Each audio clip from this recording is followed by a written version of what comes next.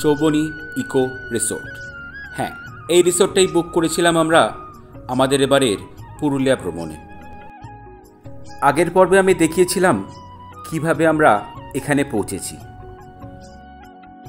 চলুন তবুও আরেকবার একটু মনে করিয়ে দিই। 4 বন্ধু মিলে প্ল্যান করেছিলাম এই রাঙামাটির দেশে আসার। হাওড়া স্টেশন থেকে চক্রধরপুর এক্সপ্রেস ধরে পুরুলিয়া স্টেশন হয়ে দুপাশে পলাশের বাগান দেখতে দেখতে পৌঁছেছিলাম বরাভূম স্টেশন। সেখান থেকে গাড়ি ধরে রিসোর্ট। বিস্তারিত জানতে ডেসক্রিপশন বক্সে লিংক দেওয়া থাকবে, সময় পেলে একটু দেখে নেবেন। এবার দ্বিতীয় পর্ব।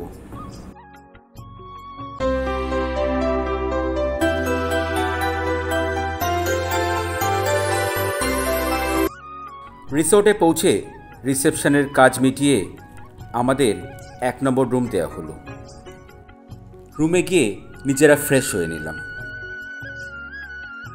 সারা রাত জার্নির পর শরীরটা একটু ক্লান্ত লাগছিল, কিন্তু আর থেমে থাকার সময় নেই। লাঞ্চ টেবিলে গিয়ে বসতেই লাঞ্চ হাজির। একটু জানিয়ে রাখি, এখানে যদি প্যাকেজ ছাড়া আসেন তাহলে অবশ্যই এখানকার সুস্বাদু খাবার মিস করবেন না, স্পেশালি পোস্তর তরকারি। যাক, লাঞ্চ শেষ করার পর আর দেরি না করে বেরিয়ে পড়লাম। প্রথমেই আমাদের নিয়ে গেল তুর্গা ফলস। এই ফলসে যেতে হলে একটু কষ্ট করে নামতে ও উঠতে হবে, কারণ প্রায় 50টা সিঁড়ি পাথর কেটে বানানো হয়েছে। তবে ঝর্ণার টানে কষ্টকে পিছনে রেখে নেমে পড়লাম।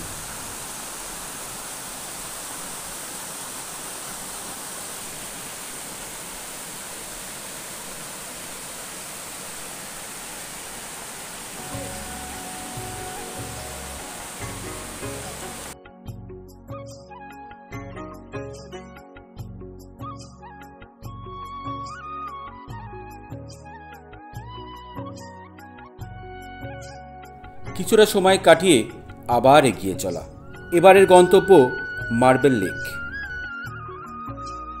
এই লেকের আরেক নাম তার পানিয়া লেক।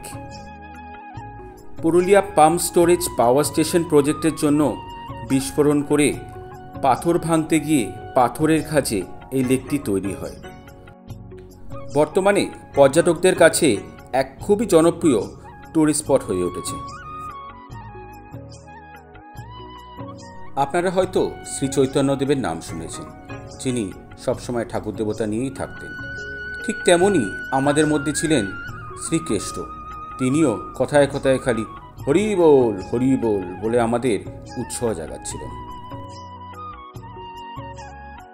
শুধু তাই নয়, তবে কিছু একটা খোঁজার চেষ্টা করছিল, সেটাও আমরা ক্যামেরাবন্দি করে ফেলেছি। পিছিয়ে থাকলেন না আমাদেরই খুবই প্রিয় ও কাছের মানুষ শ্রী রঞ্জিত হাজরা। সম্প্রতি এক বাংলা ফিল্ম পলাশ বনে গুপ্তধন এর মুখ্য ভূমিকায় অভিনয় করছেন তিনি।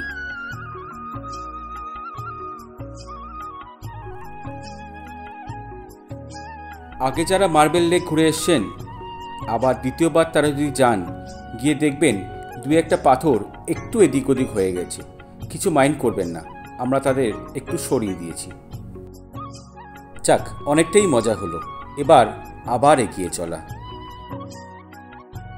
এবার এসে পৌঁছালাম আপার ড্যাম।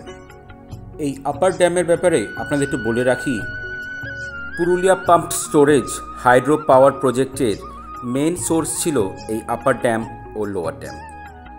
তবে আপনারা শুনে অবাক হবেন, প্রতি 3 ঘন্টা বাদে আপার ড্যাম থেকে লোয়ার ড্যাম্পে জল পাম্পের দ্বারাই পাঠানো হয়। আবার 3 ঘন্টা পর সেটা আবার উঠে আসে ওপরে। এই প্রসেসের দ্বারা প্রায় 900 মেগাওয়াট বিদ্যুৎ উৎপন্ন করা হয়। এই আপার ড্যাম্প প্রায় 36 কিলোমিটার বরাভূম স্টেশন থেকে আর প্রায় 10 কিলোমিটার মতন বাগমুন্ডি থেকে।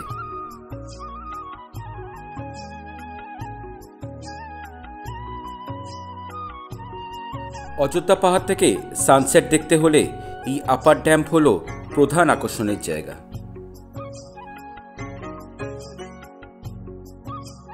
সন্ধ্যা নামতে আর বেশি দেরি নেই। এবার আমরা যাব লোয়ার ড্যাম।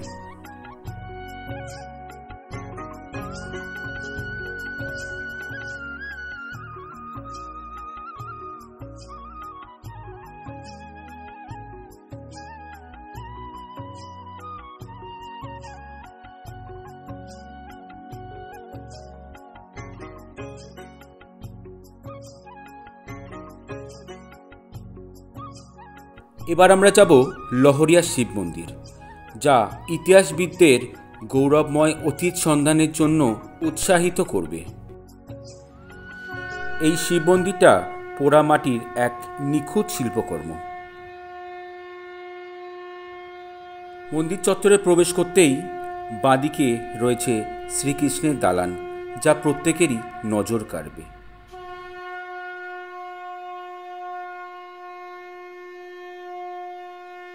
আর অন্যদিকে রয়েছে 200 বছর পুরনো সেই লহরিয়া শিব মন্দির। এই মন্দিরটি তৈরি হয়েছে বেলে পাথর দিয়ে, নাগারা স্টাইলে। চলুন একটু ভেতরটা আপনাদের দর্শন করিয়ে নিয়ে আসি। মন্দিরটিকে নতুনভাবে সংস্করণ করা হয়েছে এবং প্রতি বছর শ্রাবণ মাসে এখানে ভক্তদের ভিড় সত্যি দেখার মতো।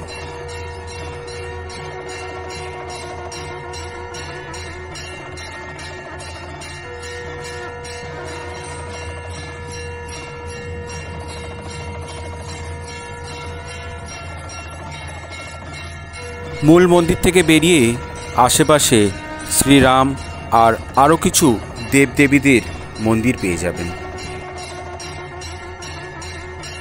দিনের শেষ, এবার মন্দির দর্শন করে রিসোর্টে ফেরার পালা।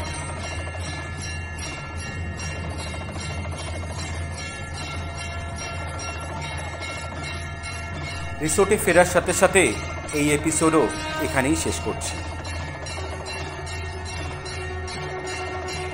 পরবর্তী এপিসোডে মাতা পাহাড়, পাখি পাহাড় আরও বহু দর্শনীয় স্থান নিয়ে এই ভিডিওটি আপনাদের দেখাবো।